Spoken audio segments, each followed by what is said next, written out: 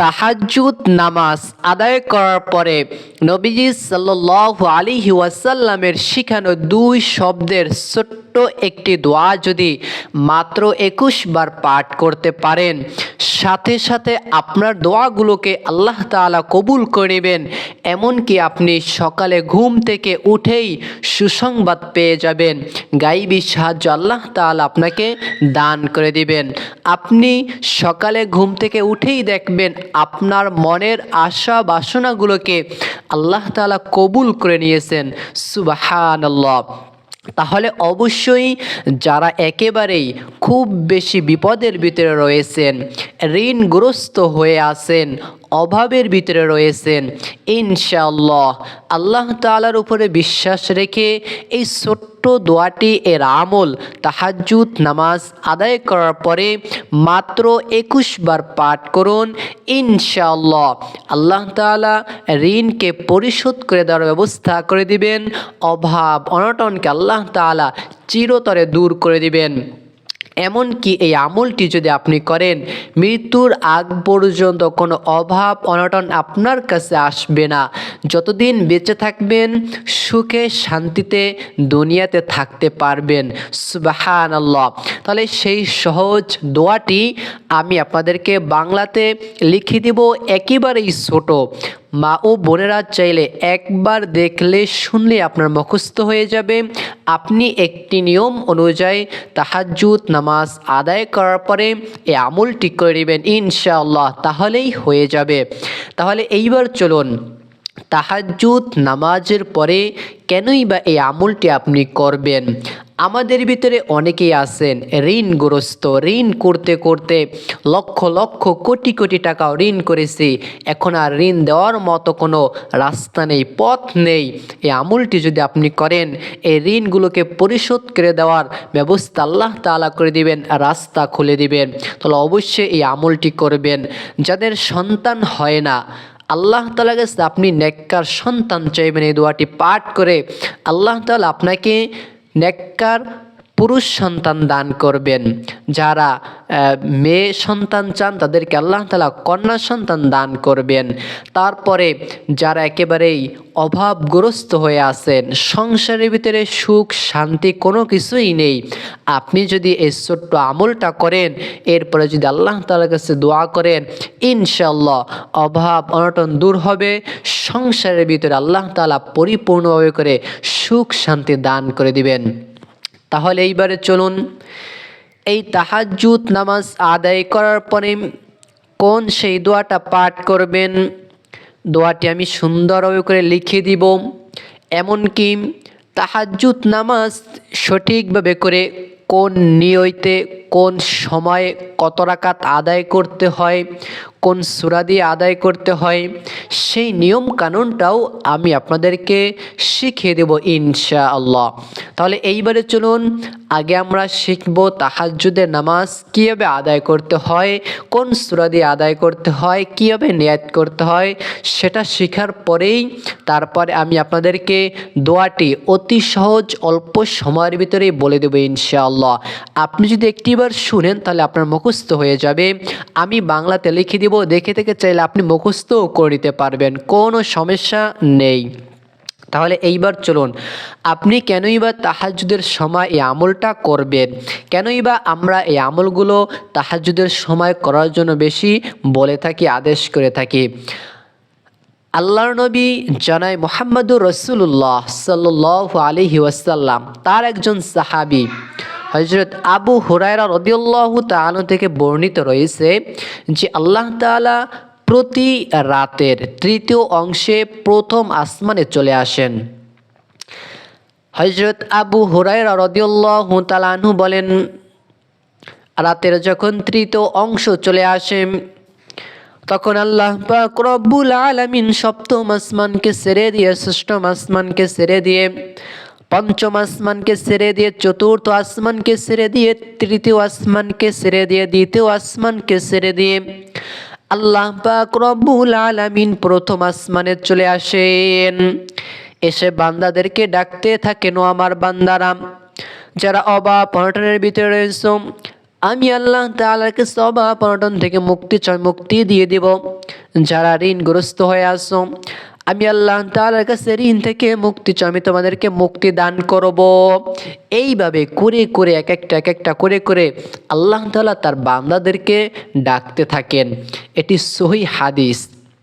এই হাদিসটি সহি এবং দেখবেন যত আলেম ওলামারা রয়েছেন সকলেই বলেন তাহাজ্জুদ নামাজ আদায় করার পরে কেউ যদি আল্লাহ তাআলার কাছে কান্নাকাটি করে, দোয়া করে, আল্লাহ তাআলা ওই বান্দার ডাকে সাথে সাথে সাড়া দেন। সুবহানাল্লাহ। তাহলে অবশ্যই এইবারে চলুন 2টি রাকাত, কম হলেও 2টি রাকাত তাহাজ্জুদ নামাজ আদায় করার পরে আমলটা আপনি করতে পারেন। 4 রাকাত নামাজ আদায় করার পরে আমলটা করতে পারেন। 8 রাকাত নামাজ আদায় করার পরে আমলটা করতে পারেন। সেই আমলটা কীভাবে করে করবেন তার আগেই আপনাদেরকে 2টি রাকাত তাহাজ্জুদ নামাজ প্র্যাকটিক্যালে পড়ে আমি নিজেই দেখিয়ে দিচ্ছি। আপনিও দেখতে থাকুন এবং শিখতে থাকুন, আমিও আপনার কাছ থেকে কিছু হলেও শিখতে পারবো ইনশাআল্লাহ। তাহলে অবশ্যই ধৈর্য ধরে দেখবেন, টানা হেঁচড়া করবেন না, তাহলে অনেক বিষয় আপনি জানতে পারবেন না, আমল করতে পারবেন না, তাহলে কিন্তু আপনার আমলটাও সহি শুদ্ধভাবে করে হবে না, কোনো কাজ হবে না, আপনার আমলও কবুল হবে না। তাহলে দেখতে থাকুন, আমি বলতেছি। আপনি সর্বপ্রথমে রাতের যখন 3য় অংশ চলে আসে তখন আপনি উঠবেন, ওঠার পরে ঘুম থেকে উঠে পাঠ করবেন আলহামদুলিল্লাহিল্লাযী আহইয়ানা বা'দামা আমাতানা ওয়া ইলাইহিন নুশুর। এরপর আপনি অজুখানায় যাবেন, সুন্দর করে বিসমিল্লাহ পাঠ করে অজু করবেন। অজুর শেষ করে আপনি আকাশের দিকে তাকিয়ে পাঠ করবেন আশহাদু আল্লা ইলাহা ইল্লাল্লাহু ওয়াহদাহু লা শারীকা লা ওয়া আশহাদু আন্না মুহাম্মাদান আবদুহু ওয়া রাসূলুহু।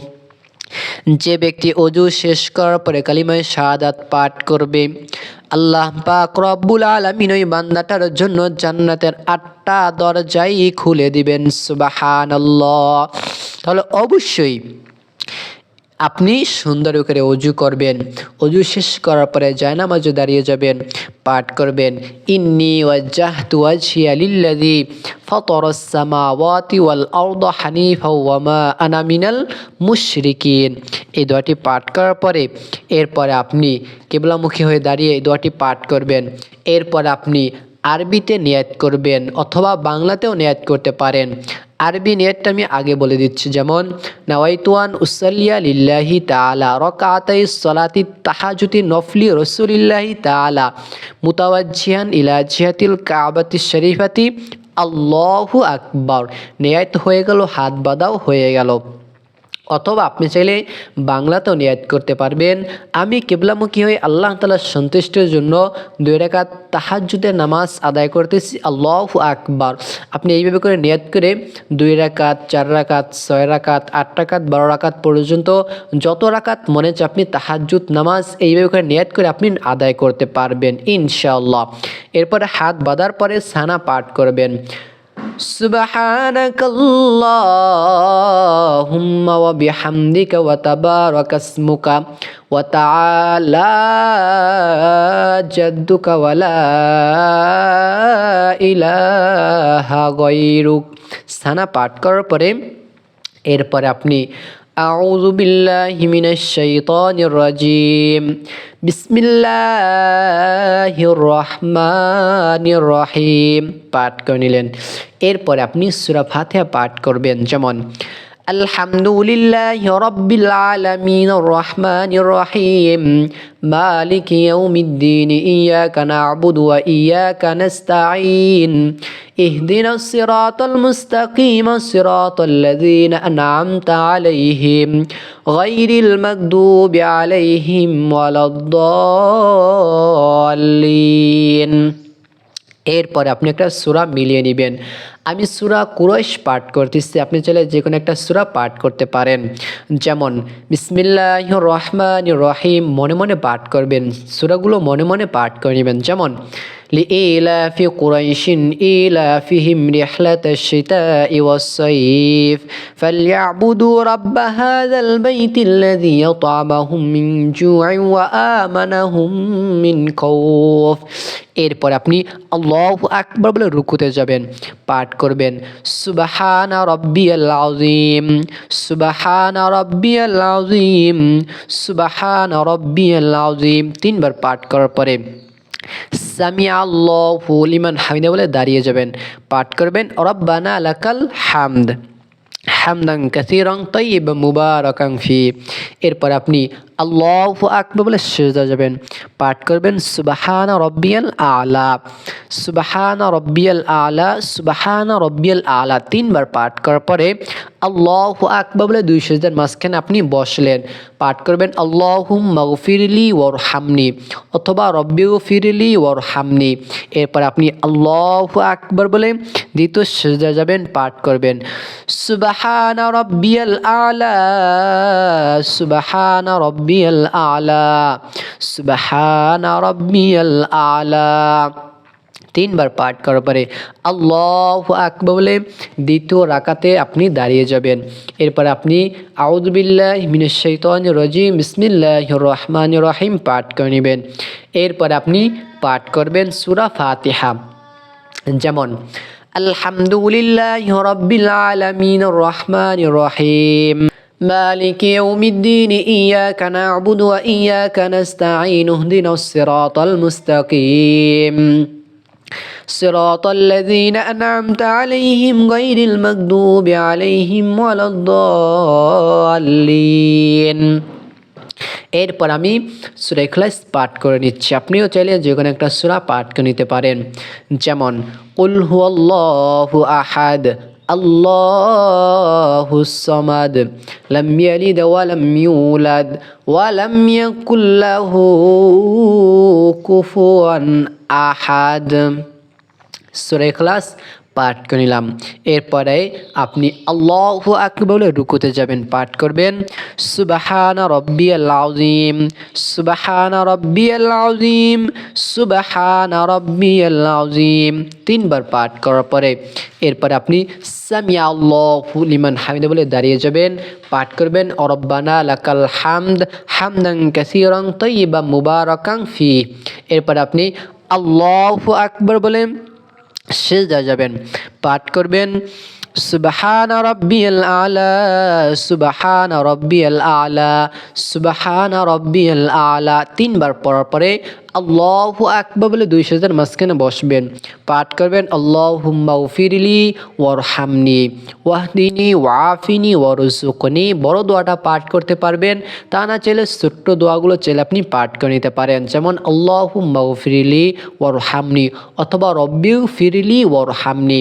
এরপর আপনি আবার আল্লাহু আকবার বলে দ্বিতীয় রাকাতের দ্বিতীয় সিজদা যাবেন, পাঠ করবেন সুবহানা রাব্বিয়াল আলা, সুবহানা রাব্বিয়াল আলা, সুবহানা রাব্বিয়াল আলা। তিনবার পাঠ করার পরে আপনি আল্লাহু আকবার বলে বৈঠকে বসে যাবেন। তারা একটু বলে নেই রুকু এবং সিজদার তাসবিহগুলোকে চাইলে আপনি 3 বার 5 বার 7 বার পর্যন্ত বেজোড় সংখ্যা পাঠ করতে পারেন। তাহলে আমি আশা করতেছি বুঝতে পারলেন। এরপর আপনি বৈঠকে বসার পরে পাঠ করবেন التحيات لله والصلوات والطيبات والسلام عليك أيها النبي ورحمة الله وبركاته السلام علينا وعلى عباد الله الصالحين أشهد أن لا إله إلا الله وأشهد أن محمدا عبده ورسوله। এরপর আপনি দুরূদ শরীফ পাঠ করে নেবেন, দুরূদ ইব্রাহিম اللهم صل على محمد وعلى آل محمد كما صليت على إبراهيم وعلى آل إبراهيم إنك حميد مجيد। এরপরে আপনি দুরূদ শরীফ পাঠ করার পরে এরপরে আপনি দুরূদ দোয়ায় মাসুরা পাঠ করে নেবেন। যেমন আল্লাহুম্মা ইন্নী যালামতু নাফসি যুলমান কাসীরা ওয়া লা ইয়াগফিরুয যুনুবা ইল্লা আনতা ফাগফিরলি মাগফিরাতাম মিন ইনদিকা ওয়ারহামনি ইন্নাকা আনতাল গফুরুর রহিম। এরপরে আসসালামু আলাইকুম ওয়া রাহমাতুল্লাহ, আসসালামু আলাইকুম ওয়া রাহমাতুল্লাহ বলিয়া আপনি নামাজ শেষ করে নেবেন। সালাম প্রথমে ডান দিকে ফিরাবেন, তারপরে বাম দিকে ফিরে নেবেন। এরপরে ওই স্থানে বসবেন। বসার পরে সর্বপ্রথম আল্লাহ তাআলার শিখানো আপনি ইস্তিগফার পাঠ করবেন 3টি বার। আস্তাগফিরুল্লাহ আস্তাগফিরুল্লাহ আস্তাগফিরুল্লাহ। কতবার? 3 বার। এরপরে 3টি বার দুরূদ শরীফ পাঠ করবেন। সাল্লাল্লাহু আলাইহি ওয়াসাল্লাম সাল্লাল্লাহু আলাইহি ওয়াসাল্লাম সাল্লাল্লাহু আলাইহি ওয়াসাল্লাম। যদি আপনি 3টি বার দুরূদ শরীফ পাঠ করতে পারেন, আল্লাহ তাআলা আপনার 30টি বিপদ আপদ বালা মুসিবতকে দূর করে দিবেন। 30টি রিজিক আল্লাহ তাআলা আপনাকে দান করে দিবেন। আল্লাহ তাআলা 30টি নেকি আপনার আমলনামায় দিয়ে দিবেন। 30টি গুণ আল্লাহ তাআলা আপনার আমলনামা থেকে কেটে দিবেন। সুবহানাল্লাহ।